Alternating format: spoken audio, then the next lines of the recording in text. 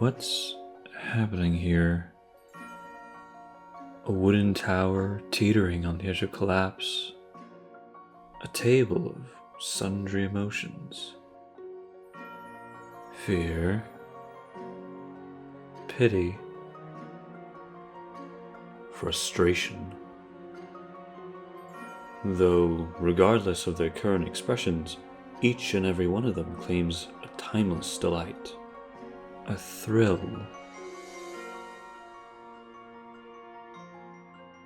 It's a game of dread they play, and with it they enjoy Halloween Day.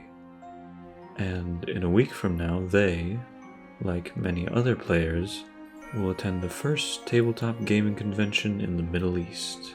At least, one should hope to find other players there.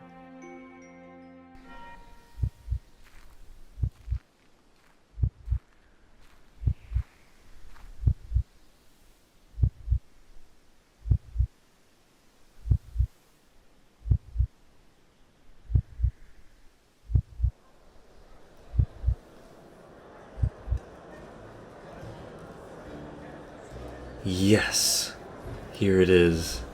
Tabletop Me. An oasis of cards, dice, miniatures, and meeples. But most importantly, all kinds of folks having a good time. It's been 10 years since I lived in the UAE. I was here from 2004 to 2014. It's amazing to be back and just see this huge hall of people playing tabletop games. Now just about anyone can be a player. Me, you.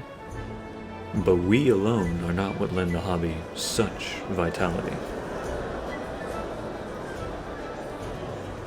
There are some folks who live and breathe the hobby.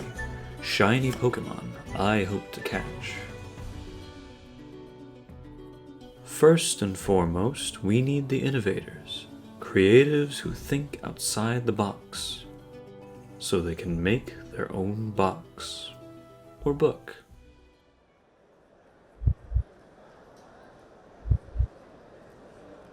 So game design is an art, I would say, that we don't master in our team just yet. We've just started, this is our first game. But what I can tell you about is how a game brought us together and how it brings, on a daily basis, millions of fans to play at a table, whether it is through board games or through tabletop RPGs. So the Veil of the Twisted Sands is a passion project that came from three nerds wanting to bring the passion to the world for the Arabian history and Arabian mythology. There's a lot that we don't talk about enough, and all that is misrepresented when you look at Hollywood movies typically, pitching desert environments and jinns. In this game, we'll have as much as possible the reality, the gritty horror of creatures and unseen creatures that belong in the mythology of this region that you could read about, but here you will have to live through and survive. Of course, designers would be an incomplete puzzle without the hands that make their scribbled dreams look yummy.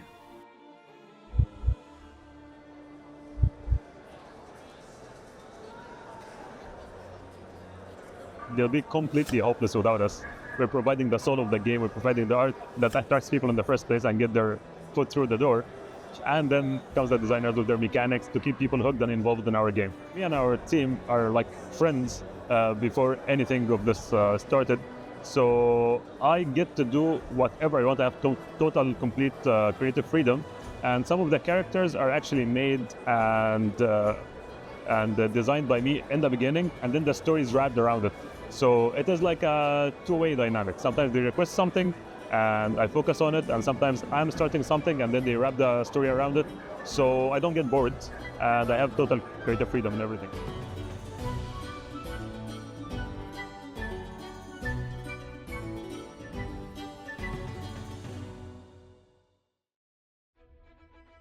Then we come to the hobby's humble hoarders. Down an endless rabbit hole of niches from Yu-Gi-Oh! To Warhammer, to Magic the Gathering. These are the shiny Pokemon who buy all the shiny Pokemon.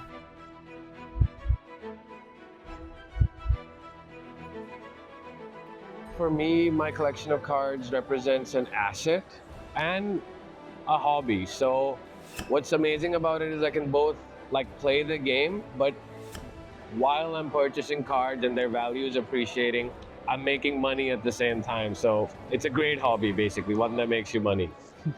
The competition was amazing. It was the one-piece tournament. It was 70 plus players. And it was really important, this one, because Bandai representatives were here at the tabletop convention. And there isn't an officially licensed distributor for Bandai products here in the UAE. So we want to show them that like there's so many of us so that they actually like get a distributorship or get a distributor set up here. Finally, within the realm of role-playing games, alongside player characters, there is a unique kind of full-time worker needed to enable worlds of imagination. In Cthulhu, it can tend towards, if you're going to be slightly flippant about it, it can tend towards Scooby-Doo. People will make the strangest possible decisions. It is a critical success. Critical success. The ham sandwich goes flying. We ran one at the literature club at the university where the students were investigating a haunted house, and one of them decided to go into the basement of a haunted house on his own. And if anybody has ever seen any horror movie, you know that is a bad idea. He didn't have a very good time. He survived, but he was permanently scarred on one cheek by what was waiting for him in the basement. So that was good fun. People will do things that drive the story. I don't need to most of the time. With players and GMs plenty, the RPG community in the UAE even houses its very own actual play entertainers, named Nat Fun. Hello guys, gals and pals, and welcome to Nat Fun Presents City of Iron, a show where I sit down with my favourite people and we play Dungeons and Dragons. And there you have it, tabletop gaming in our desert. Thumping from the presence of all these fine folks, I hear a wholesome heartbeat. It lives in a diverse community of designers, artists, collectors, GMs, and of course, players. With room to get whatever you want from the hobby, from the gritty to the goofy. Just gather some friends, pick out a game, and set up the table.